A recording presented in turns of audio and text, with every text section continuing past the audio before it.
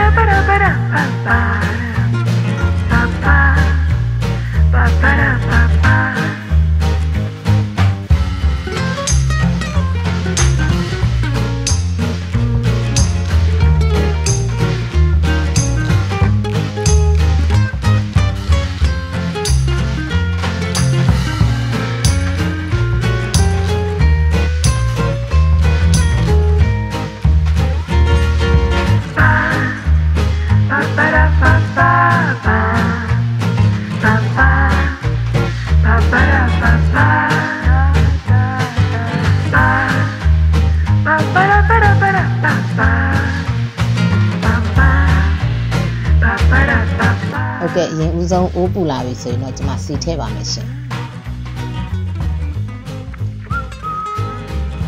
စီပူလာပြီဆိုရင်တော့ကျွန်မကြက်ဥလေးအရင်ကြော်ပါမယ်နော် upright လေးကြော်ပါရရှင်ဒီတိုင်းပြုတ်ပြီးမချက်ဘဲနဲ့ကျွန်မကြက်ဥလေး upright ချက်တာပို့ပြီးတော့စားကောင်းပါတယ်နော်တကယ်ချင်းလို့ကျွန်မအခုချက်တဲ့အတိုင်းလေးချက်စားကြည့်ကြပါနော်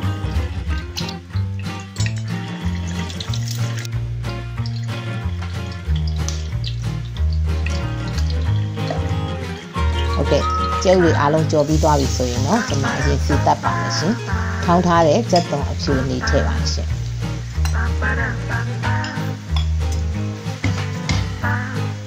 ပြီးသွားရင်တော့စမင်းထည့်ပါမယ်ရှင်ပြီးရင်တော့ကြက်သွန်လေးတွေရဲလာအောင်ဆွေးပေးပါမယ်ဟုတ်ကဲ့ကြက်သွန်လေးတွေရဲလာပြီဆိုရင်တော့ကျွန်မလျုပ်ပြီးအစိမ်းမှုတ်ထည့်ပါရှင်ပြီးရင်တော့ထုံးစံအတိုင်းပေါ့နော်ကျွန်မကြကြလေးစီတက်ပါမယ်ရှင်အရသာအတွက်ကျွန်မငပြားကြီးထည့်ပါရှင်စီတက်တဲ့အချိန်မှာငပြားကြီးထည့်ရင်ပို့ပြီးတော့ခင်းရဲ့ရနံ့ပို့မွေးပါတယ်နော်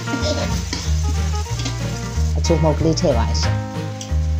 ပြီးရင်ကျွန်မကြကြလေးစီတက်ပါမယ်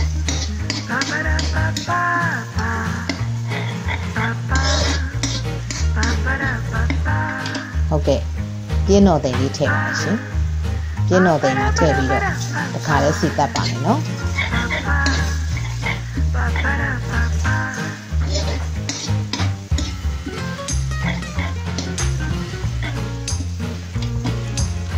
ဟုတ်ကဲ့စီတက်တာ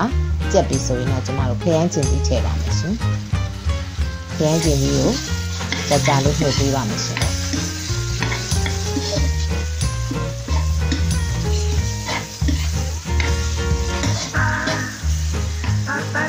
အစအတွက်တော့ကျွန်မငရုတ်သီးစိမ်းတွေကိုချမ်းပြီးထည့်ပါတယ်နော်ငရုတ်သီးစိမ်းလေးတွေကဟိုနည်းနည်းကြီးလေးပေါ့နော်ရခိုင်ဆိုင်တွေမှာရပါတယ်ရှင်ငရုတ်သီးစိမ်းအကြီးလေးတွေကျွန်မချမ်းပြီးတော့ထည့်ပါတယ်ဒီကြလေးလုံးပေးပါမယ်နော်အနံ့လေးနှိုးပြီးတော့ဒီခရမ်းကျင်ဒီလေးတွေကြေတဲ့အထိပေါ့နော်ကြလေးကျွန်မမှုတ်ပေးပါမယ်ရှင်ပြီးသွားရင်တော့အာလူထည့်ပါမယ်ရှင်ဒီချာလေးမှုတ်ပေးပါမယ်နော်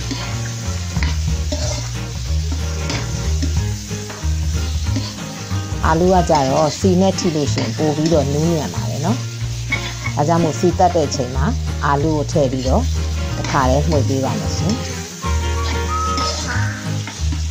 ပြီးရင်တော့ကျွန်မမဆလာထည့်ပါရှင်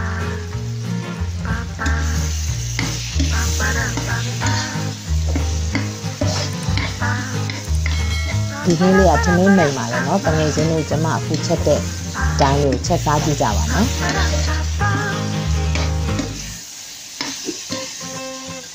ဒီနော်စောစောကကြက်သွန်ရေကျင်းထားတဲ့အရေးလေးတွေထည့်ပါရှင်ကြက်ဥတွေမထည့်သေးပါဘူးနော်အာလူလေးတွေနည်းနည်းနူးအောင်ကျမတို့အရင်တည်ပါမယ်ရှင်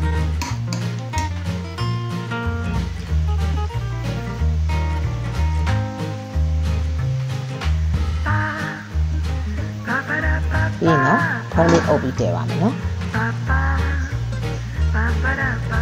ကဲ့အခုဆိုရင်တော့စူလာပြီပေါ့နော်ဖုံးလေးပြန်ဖွင့်ပြီးတော့ကျွန်တော်တို့အာလူးတွေကိုဟိုဘက်ဒီဘက်မှွေပေးပါမယ်ရှင်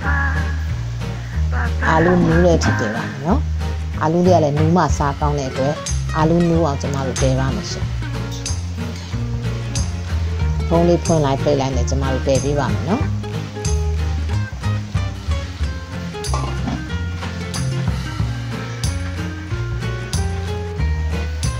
ဟုတ်ကဲ့အခုနေထားလောက်ဆိုရင်အာလူးလေးကလည်းယူသလောက်ဖြစ်တယ်ရေလေးကလည်းနည်းနည်းခမ်းပြီဆိုရင်စောစောကကျွန်မကြော်ထားတဲ့ကျုပ်ဟပ်ဘရိုက်တွေထည့်ပါမယ်ရှင်ကျုပ်ဟပ်ဘရိုက်ထည့်ပြီးတော့အသားလေးမှွေပေးပါမယ်နော်ကျုပ်ကြီးမှဆိုးတဲ့အတွက်အသားလေးချော့ပြီးတော့ကျွန်မတို့ဖွားဖွားလေးမှွေပေးပါမယ်ရှင်စီကြံရီကြံလေးချက်ပါမယ်နော်စီကြံရီကြံလေးဆိုရင်ပိုပြီးစားကောင်းပါရဲ့ရှင်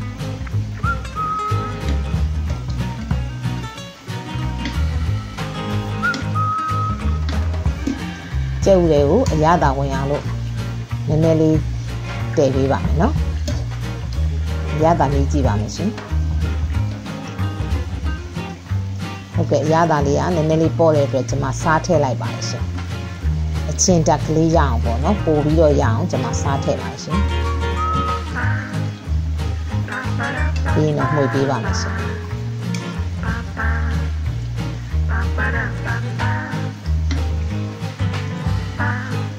ရတာပြန်ပြီးတော့ကြည့်ပါမယ်ရှင်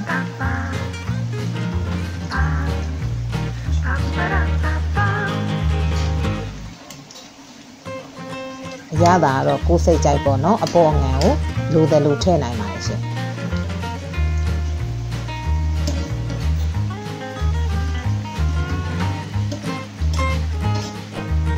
အခုနေထားလောက်ဆိုရင်တော့ကျမတို့ချလို့ရပါပြီနော်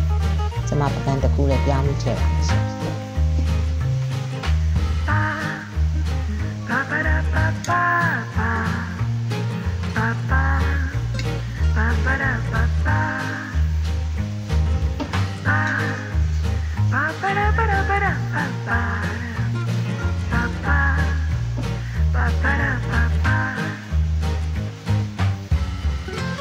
ခုဆိုရင်တော့အရသာကောင်းမွန်နဲ့ထမင်းစားလို့လည်းအရမ်းမိန်နဲ့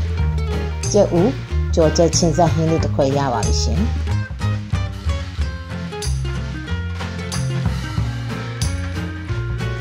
ကျမရဲ့ဗီဒီယိုလေးတွေကိုကြိုက်နှစ်သက်တယ်ဆိုရင်တော့ like and subscribe လေးလုပ်ပြီးတော့အားပေးခဲ့ကြပါအောင်နော်